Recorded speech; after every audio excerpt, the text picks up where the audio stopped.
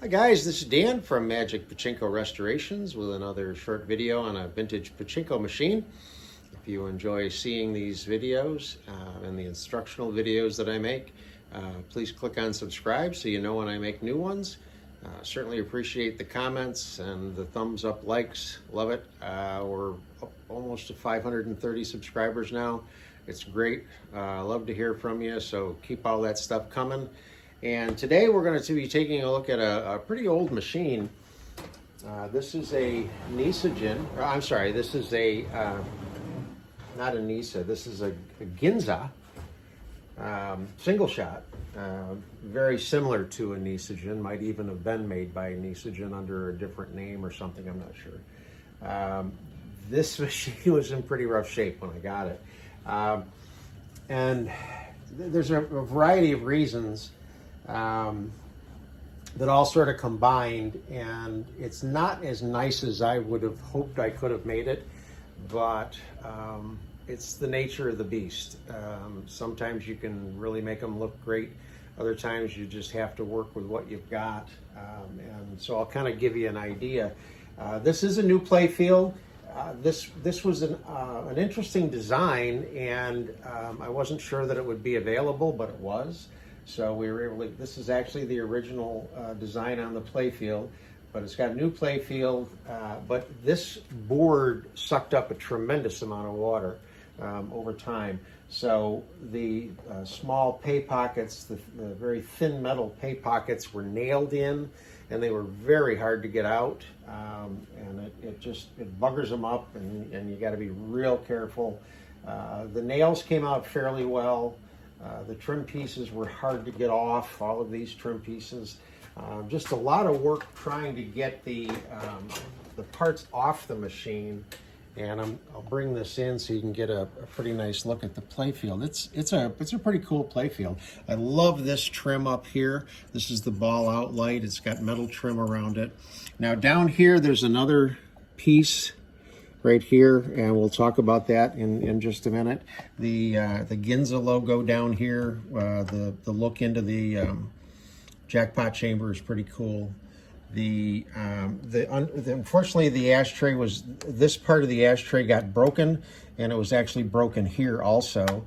I was able to epoxy that, so the actual ashtray works, but the end piece, I don't know if that. I'm not sure if that's the original, the way it was supposed to be. It might have been, I'm not sure, but it looks like there's a piece missing. This is all aluminum, so it just cleaned up really well. And this here is a feature that we'll talk about. It's semi-functional, I guess. It'll work, but it doesn't quite work the way it was intended. So let me get this turned around. Refinish the cabinet, that beautiful red mahogany, and there's the back side of it. As you can see here, this, for some reason, normally this is just tin, and it will rust over time, but it's relatively easy to clean, especially with a sonic cleaner and Dremel tools and things like this. But for whatever reason, back then they chrome plated this. They chrome plated all of the tin on this, or most all of the tin on this machine. And unfortunately, except for this piece, which is really nice, the rest of it got really kind of crummy, and it was real hard to get the rust off. So it's clean. It just doesn't look as nice as I had hoped. Redid the entire electrical system. That was all kind of goofy here and there and everywhere. And this was really where I had the trouble, right in here. This whole piece was broken. There are still some missing plastic pieces. These two brass pieces were supposed to be spring-loaded so that when you squeezed them together, they would keep the balls from exiting, and then when you popped them apart with the release, the outer release here, these would open up and let the balls out. And what's supposed to happen is the balls are supposed to travel down and come out this chute down here into the catch basin. That does not happen because internally this is broken. So this piece really is non-functional. So what I ended up doing is I drilled a hole in here, and I was able to put a nail through and get this to sit where it needs to be. And then when you want to empty the machine, you can just lift up on that. The balls will exit, but they come out and go out the front, which is okay. I mean, you can still get the balls to exit, but it's not originally the way it was intended to be. So that's just a cover. Now up in here, this is another trouble spot that I had. One of the problems with these machines is this plastic tends to warp. This was a little bit warped, so that the ball trying to come out the hole didn't quite line up. I had to tweak that. This had warped down in here, so it was interfering with the path of the ball. There was another piece down here that I just took off because it was so badly warped. It was interfering with everything. So here's your seesaw chamber right here. And this is a special seesaw chamber for the single shots, and I still don't understand what the Japanese were thinking when they designed this. But there originally was a piece, another little piece that extended over to here. And if you notice, this little piece right here goes down, and that goes down when the key gets put in. And what it was supposed to do is push on the back of the seesaw so the seesaw wouldn't move. And I don't know what happened to the original piece, but a former owner had taken a brass piece and had soldered a pretty good sized brass piece way out to here with a huge lump of solder.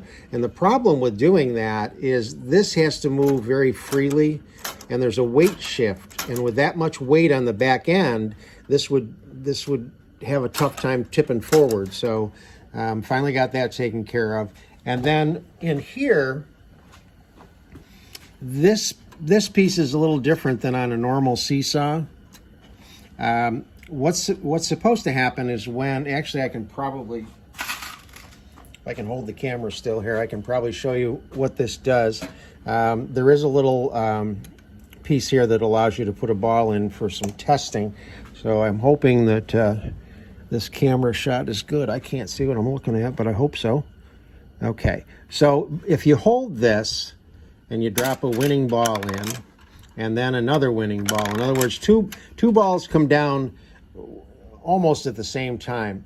What's supposed to happen is the first one will tip and go through the system. The second one is supposed to go up and in like that did, and it goes into a special chamber back there, and it will hold 3 or 4 balls.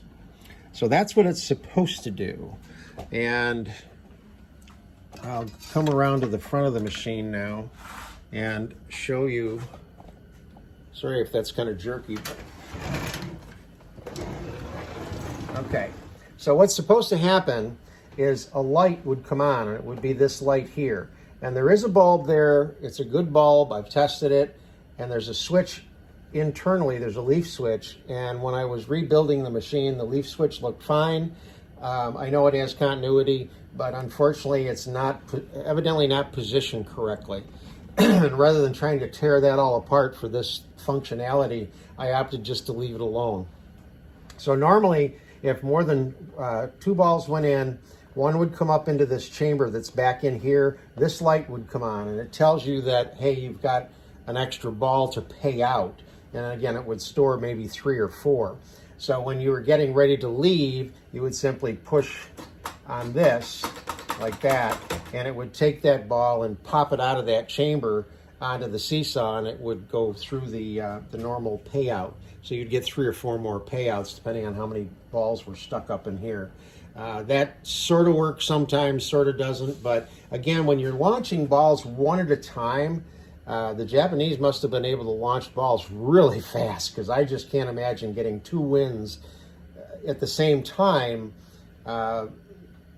with a single launch. And the thing is that jackpot chamber can handle multiple wins, just like in a Model B. A Model B will if you're launching balls like crazy and you drop it into 2 or 3 winning spots, the machine just cycles bang, bang, bang, bang. And these will do the same thing. So I'm not really sure, what the design was at the time. So, at any rate, that's the machine. So let me show you how to set it up. I do have a power supply for it, 12-volt power supply. So we'll plug this in, and the ball out light comes on up in here. It's controlled by this leaf switch here. When the pressure is off of it, the light turns off. When it's down like that, it'll come on. This also serves another purpose. Actually, I probably should show you from the front side. Let me see if I can zoom in here. Make sure. Okay, if you can look right here, you'll see that little door open and close. So when there's enough balls in the machine, the little door opens so you can play. When there's not enough balls, it shuts, and this light would come on up in here. Very clever design, but tough to get it to work the right way.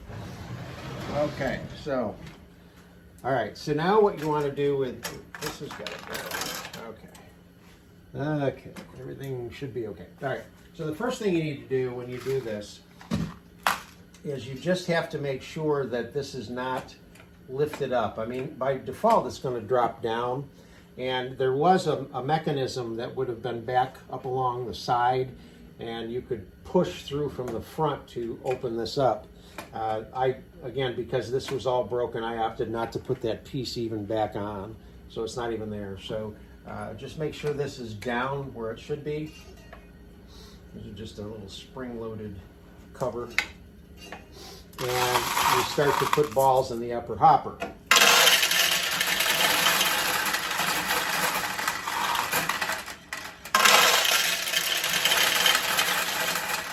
Now initially on a Model A, they'll go from the hopper down into the turnaround and drop into this tray.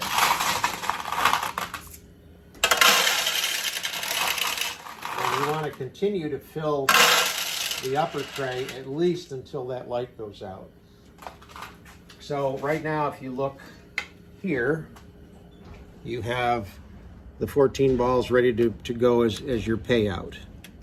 Okay, so the machine is now ready for play. What I would do also is just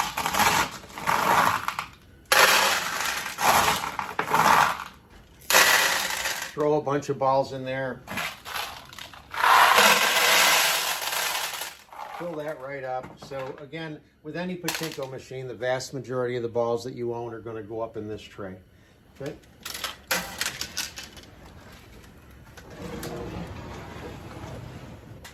So with a single shot, you can put balls down here if you want to. There's no feed tray. Okay, so we're going to launch some balls and see what happens here. So with a single shot, you're just dropping a ball in here, goes down onto the ramp.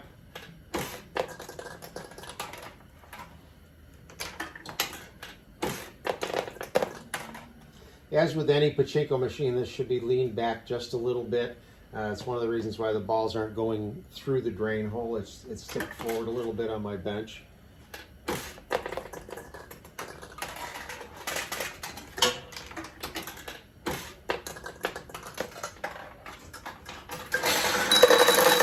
So there's a win with the jackpot lighting up. See if we can get another one here.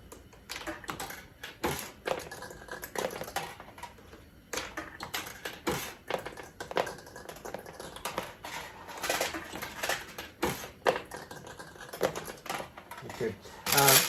These are much harder to win than the Model Bs. On launching a ball, when it's down here, if you bring it all the way back and let go,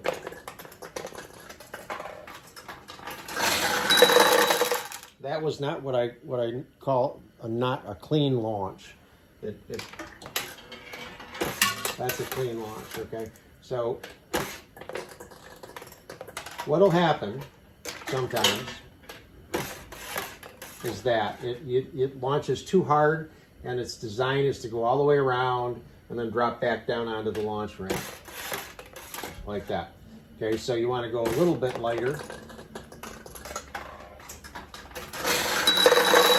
If you go too light, oops,